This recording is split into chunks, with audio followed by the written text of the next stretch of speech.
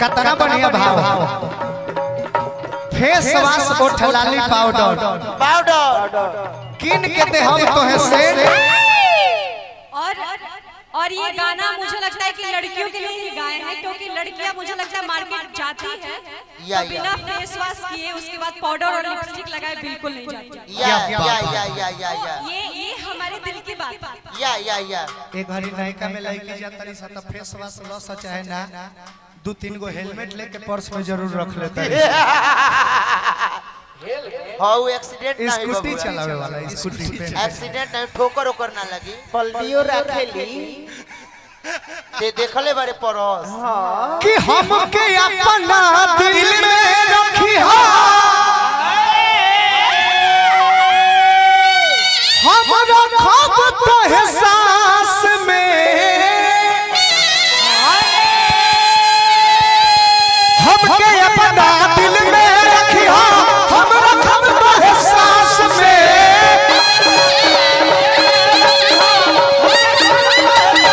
हम के अपना दिल में रखी हो हम रखब तो एहसास में।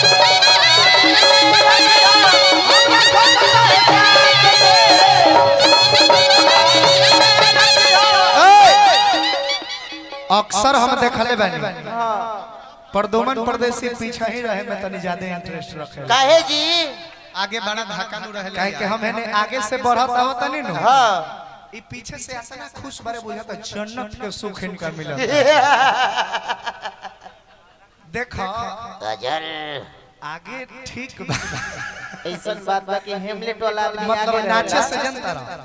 तनी हेने वाला साइडवा हमरा ठीक बुझाता लाइट ठीक बा ऐसे कहनी पीछे कम लाइट पड़ता एक मिनट पल भी दो आदमी बात किया तो तू आगे रहबो न तो हम न तो दोनों जना हटे लोग हम आगे से हो जाता नहीं हां तो ठीक बात बड़ा देख रेख पर ध्यान देले बड़ा खासे भाई हो का हम कहां जाए मेरे मौसी कहत नहीं रहो अब भाई तू कहत है। अच्छा मौसियों का ध्यान देवे का पड़ा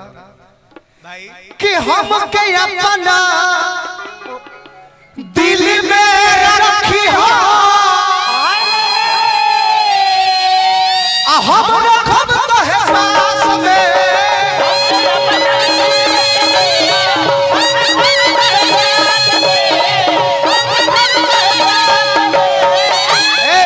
फिर एने से होने जाई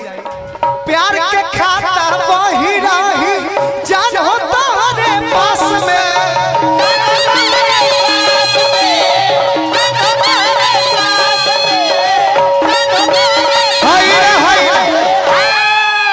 अब कितना पीछे तू रहला त का कह चाहत हमरा जोर बहे ने हम आगे रही चाहे पीछे रही फाइनल राउंड है कोनो फर्क पड़ेला हम जहां हैं वहां मस्त हैं। हां खुश बरन सूर्यास्त पंजाबी मस्त क्या बात है खुश बरन हम बहुत खुश हैं बस बहुत खुश हैं। आपके खुश कहने से पहले हम भी खुशी थे।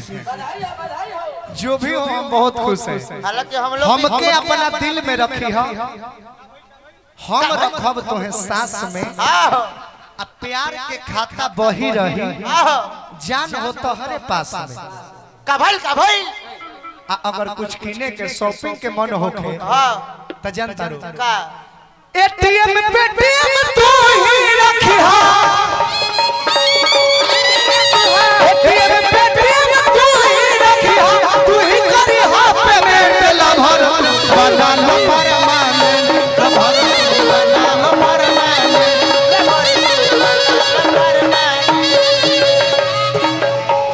लगाना है वही, हंसाना है वही, वही रुलाना है।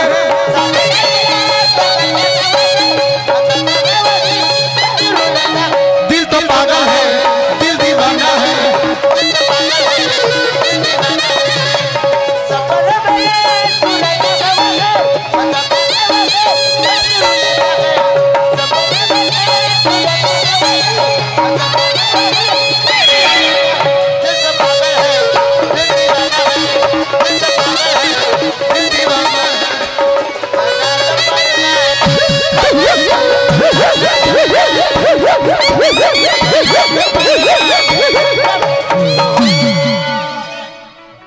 और का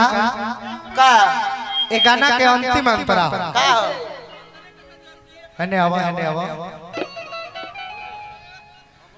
कि वरुण विष्णु के संग ही घुमाई छपर पटना दिल्ली,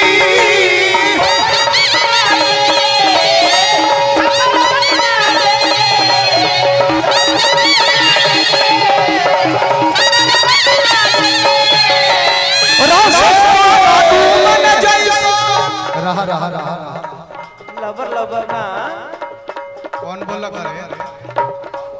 सिकंदर पर दू मन के संग ही घुमाई छपरा पटना दिल्ली,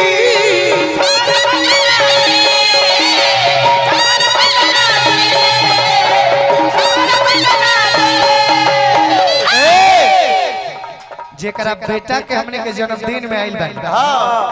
अगर वो हल्का फुल्का ना हिलावस तो फिर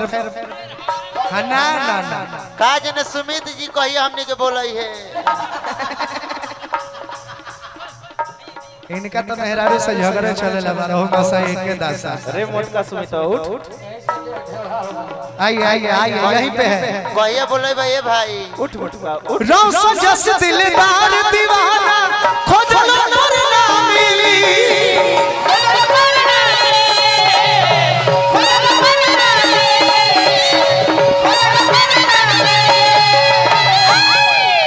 जो भी पैसा देना है मंच पर आकर आप लोग दीजिए, हाँ दीजिए नीचे से नहीं। अरुण दोगला से भी मैं आग्रह करना चाहूंगा कि आप ये मंच पर आइए। अरुण दोगला, अरुण दोगला अरुण दोगला यूट्यूब चैनल, अरुण दोगला अरुण दोगला रंजय जस दिलदार दीवाना खोजलो नर ना मिली,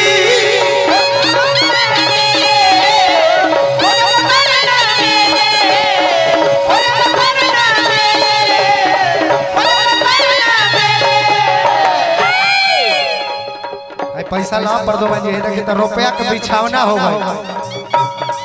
का जाने रुपया कहाँ रखाई। कौन हमारे जिगर के टुकड़ा हमारे मित्र सनोख में मोटका मित्र सुमित जी की ओर से आइयो चैनल के मालिकार हमें आरबी एंड फिल्म्स आरएनबी सुनी ए जा डांस भी होई कुर्ता रौशन जस दिलदार दीवाना खोजलो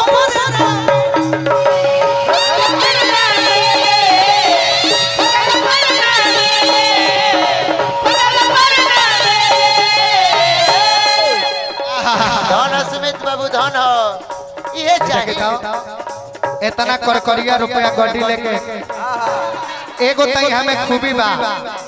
हाथ में जितना पैसा लेके आइले जबले सब लुटा ना दिले तबले जाइले नहीं है के मंच पर। सही बात कहले बात रौशन जस दिलदार दीवाना खोजलो नर ना मिली,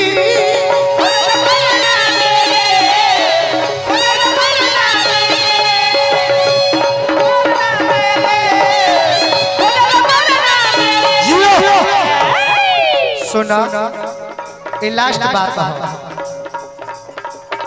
हर घड़ी पर जट तू पाईबू हर घड़ी पर जट तू पाईबू करब नहीं अब से लभर तू बना लभर